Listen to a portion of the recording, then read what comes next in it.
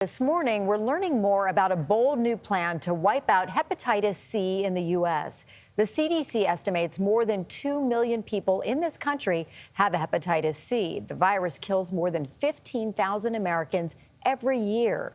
That's even though the disease is curable after breakthrough treatments were approved a decade ago. But the high cost of treatment is a big obstacle for many patients.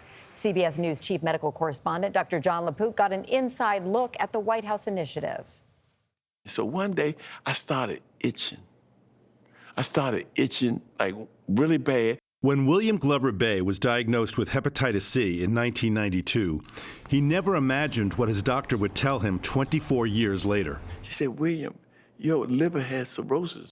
Although Glover Bay was aware he had the virus, many are not. About 40% of the more than 2 million Americans infected with the virus are unaware they have it, and that's contributed to new infections spreading. This is a silent killer.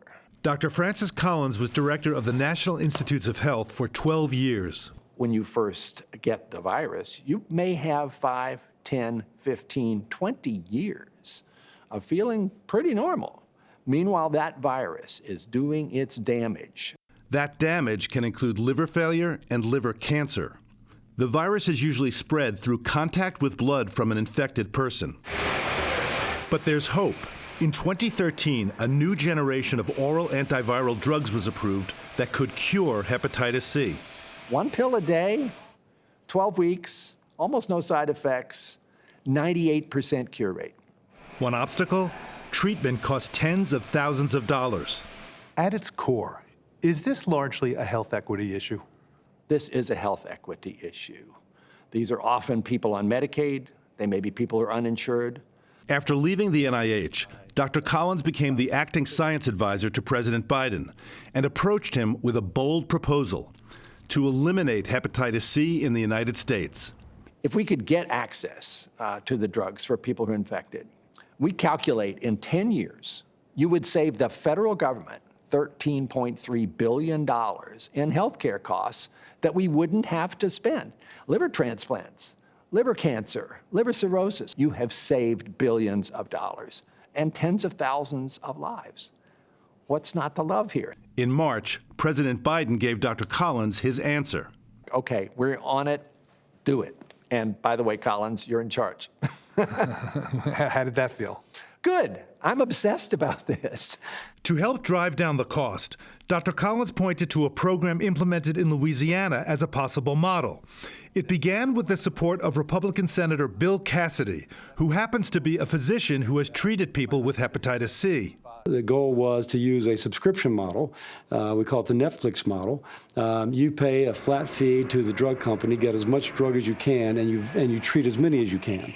That was going to be principally for the Medicaid, the uninsured, and the incarcerated population. And how did that actually roll out when it was tried? Yeah, it rolled out pretty well, and then the pandemic hit. After the program began in July 2019, the number of people beginning treatment increased dramatically, from 288 in the first 3 months to 1,584 in the next 3 months. Even with the pandemic slowing treatment, the total number of patients treated has grown to more than 14,000. That is possible, that you can treat a lot more patients than you've previously treated if you take the cost of the medication, if you eliminate that as a barrier. President Biden has proposed spending $12.3 billion over the next 10 years to help eliminate hepatitis C.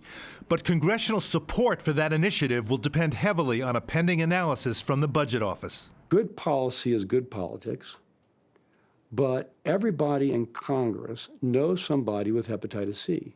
If the administration comes up with a good plan and it can justify what it's asking for, and we can show success elsewhere, I'd like to think that we can go to members of Congress and get buy-in.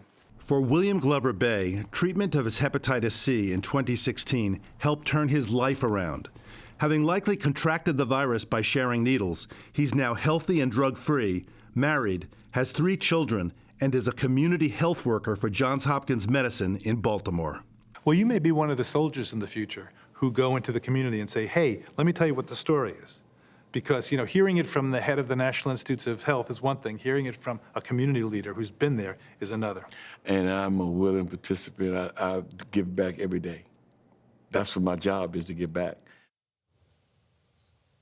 If a plan is funded by Congress, it would expand testing, broaden access to powerful antiviral drugs, and boost awareness. Dr. Collins told me he's hoping the administration and Congress can join together to support a program he says will save billions of dollars and tens of thousands of lives. His exact words to me were, "How can we not do this?" Seems like a no-brainer, Dr. LaPook, but yet one of the interesting problems, though, is that 40% of Americans aren't even aware that they have hepatitis C.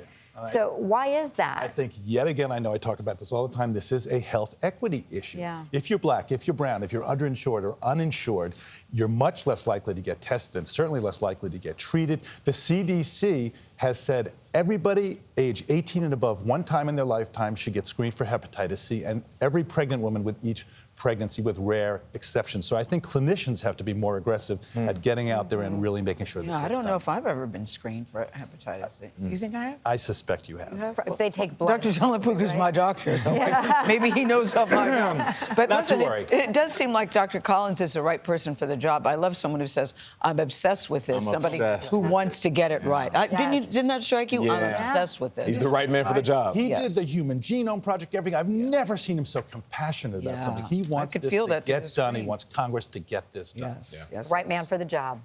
Absolutely. Thank All you, right. Dr. Jon LaPook.